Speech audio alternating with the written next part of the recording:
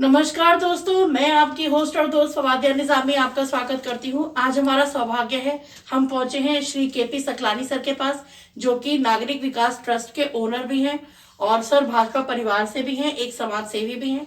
और सर आपसे जानना चाहेंगे कि जैसे अभी उत्तराखंड सरकार आपके द्वार वहाँ पे ग्राम पंचायत जखनाली में एक प्रोग्राम हुआ था, तो सर आपसे जानना चाहते हैं कि वहाँ मतलब क्या आप मतलब क्या रहा वहाँ पर। मैं आपको जानकारी दे दूं जी कि अभी 29 तारीख को जी 29 अप्रैल को उत्तराखंड सरकार जनता के द्वार जी का कार्यक्रम हमारे ग्राम पंचायत जखनाली में आहूत हुआ था जी और वहाँ पर हमारे जनपद टिहरी के विभिन्न विभागों के अधिकारी कार्मिक लोग वहाँ पर गांव की समस्याओं को जानने के लिए गए हैं। जी चूँकि मैं भी ग्राम पंचायत जखनाली का मूल निवासी हूँ जी और वर्तमान में एक समाज सेवी भी हूँ, जी के साथ साथ हमारा एक ट्रस्ट भी है जी जो कि नागरिक विकास ट्रस्ट के नाम से है और भारत स्तर पर पंजीकृत भी है, जी यानी कि इसका कार्य क्षेत्र पूरा भारतवर्ष है। जी तो के नाते मैं वहाँ पर गया, अपनी समस्या लेकर के गाँव से संबंधित समस्या लेकर वहाँ गया हूँ। तो वहाँ पर जा कर के विभिन्न अधिकारी आए हुए थे, उन अधिकारियों को हमने अपना प्रस्ताव दिया है, जो कि हमारे नागरिक विकास ट्रस्ट के बैठक में, जो हमारी बैठक भानेवाला में हुई थी, जी उस बैठक में पारित प्रस्तावों को लेकर के हमारे गांव से संबंधित थे जो प्रस्ताव, उनको लेकर वहाँ गया हूँ और वहाँ उनको हस्तगत किया है।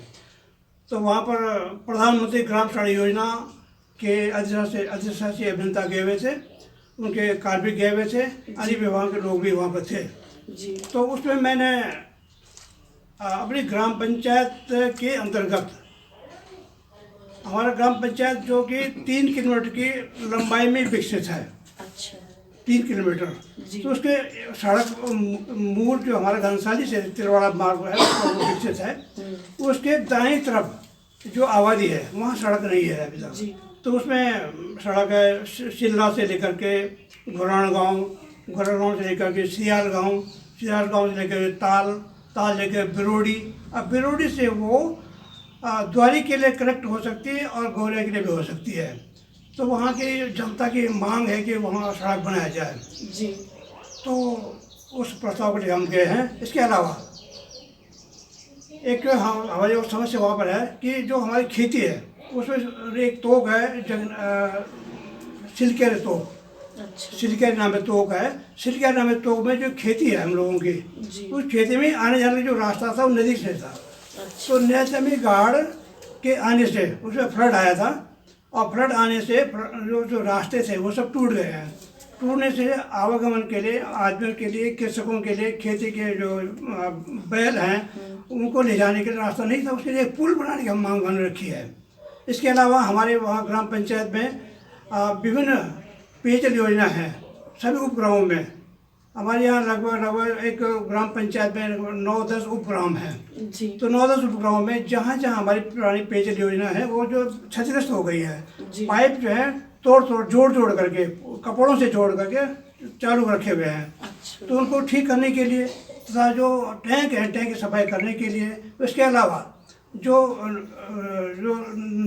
पानी का जो पाइप आया है उस हिसाब से घास उगी हुई है, पेड़ पौधे हो गए, तो उसको सफाई करने के लिए ये सब सुविधाओं को बहाल करने के लिए हमने अपना ज्ञापन वहाँ दिया है। जी इसके अलावा और भी हमारी समस्या थी जिनको लेकर हम वहाँ गए हैं और ग्राम पंचायत के जो विकसित हमारे ग्राम पंचायत जखनाली है तो उसके विकसित विकास के लिए और अधिक विकास के लिए हम वहाँ गए हैं। अपने प्रधान जी के माध्यम से हमने वो प्रस्ताव अपने जो अधिशासी अभियंता थे प्रधानमंत्री ग्राम सड़क योजना के उनको हस्तगत किया है। उन्होंने उस पर सकारात्मक सहयोग दे करके आश्वासन दिया है कि उसको हमारी समस्याओं का निस्तारण वो करेंगे।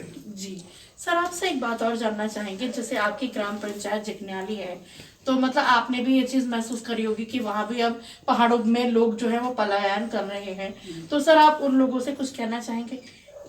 क्योंकि लोग जो हैं वो अपने परिवार छोड़ के रोजगार या किसी अन्य कारण से नीचे की तरफ आ रहे हैं।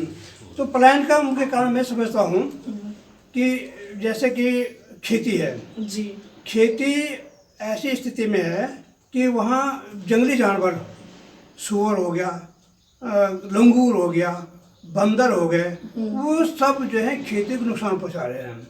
अब खेती नुकसान पहुँचने की वजह, जो बीज काश्तकार ने, कृषक ने जो खेती में डाला बीज, वो बीज वो वापस नहीं मिल पा रहा है। तो अपने रोजगार के से परिवार चलाने के लिए लोगों ने एक माध्यम बनाया है कि हम अपने रोजगार के लिए घर से बाहर निकले जी। तो मैं इसको पलायन भी नहीं कह सकता, लेकिन परिवार की आजीविका चलाने के लिए। और दूसरे में एक बात है कि पढ़ाई के नाम से लोग घर से बाहर निकल रहे हैं जी। और पढ़ाई करने के बाद लोग गांव में जा रहे हैं, आ भी रहे हैं, जिस प्रकार से कि हम भी जो है अपने व्यवस्था के लिए, रोजगार के लिए बाहर निकले हैं। बाहर निकल हम गाँव भी जाते हैं, गाँव की देखभाल भी करते हैं, घर की देखभाल भी करना चाहते हैं। इसके अलावा सर ग्राम पंचायत के जितने पदाधिकारी हैं, नागरिकों से मेल मुलाकात करने के लिए, कोई शुभ कार्य है, कोई ऐसा शुभ अशुभ कार्य में हम लोग जाते हैं और सबसे मुलाकात करते हैं। तो इसी नाते जो है हम इस वक्त भी गए हैं और हमारी इच्छा है, ट्रस्ट की इच्छा है कि हम जिस तरह से पूरे भारतवर्ष में, उत्तराखंड में हम लोग काम कर रहे हैं, उस तरह से अपने गाँव के लिए भी कर रहे हैं। सही बात है जी। सर आपसे एक बात जानना चाहेंगे, जैसे आपने भी ये चीज़ महसूस करी होगी कि जब बच्चे पढ़ाई के लिए या किसी और कारण के, जॉब के लिए बाहर आते हैं, तो माँ बाप जो हैं वो बेचारे अकेले पड़ जाते हैं। तो सर आप उन माता पिता से या उनको एज अ मतलब आप गढ़वाली में वोट अपील या मतलब कुछ इस तरीके से उन्हें समझाने के, उससे कुछ कह सकते हैं? तो मैं तो अपने नव युवकों से यही अनुरोध करना चाहूँगा, ट्रस्ट की ओर से जॉब के लिए बाहर आते हैं, तो माँ बाप जो हैं वो बेचारे अकेले पड़ जाते हैं। तो सर आप उन माता पिता से या उनको एज अ मतलब आप गढ़वाली में वोट अपील या मतलब कुछ इस तरीके से उन्हें समझाने के, उससे कुछ कह सकते हैं? तो मैं तो अपने नव युवकों से यही अनुरोध करना चाहूँगा, ट्रस्ट की ओर से भी जी, कि कुछ भी हो, माता पिता सर्वोपरि है। सही बात है। ईश्वर से भी बढ़ करके हैं। सही बात है। तो माता पिता की देखरेख करने का दायित्व तो हमारा ही है, आपका सबका है। सही बात है सर।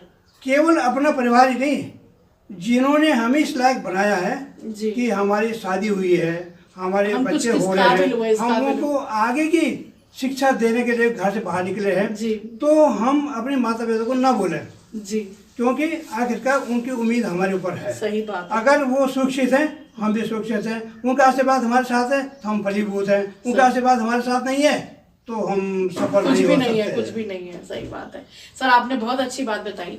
आपसे सर इसी कड़ी में एक सवाल और पूछना चाहूंगी। जैसे हाल ही में एक शर्मनाक घटना हमारे सामने आई, आतंकी हमला जो अभी हुआ था, उसमें अलग अलग जगह पर विरोध प्रदर्शन चल रहे हैं, मतलब सभाएं वगैरह हो रही हैं। तो सर आप थोड़ा सा इस बारे में, क्योंकि आप एक समाज सेवी भी हैं, तो आप कुछ कहना चाहेंगे? मैं इस विषय में कहना चाहूँगा कि ये बहुत ही दर्दनाक घटना पहलगाम में हुई है जी।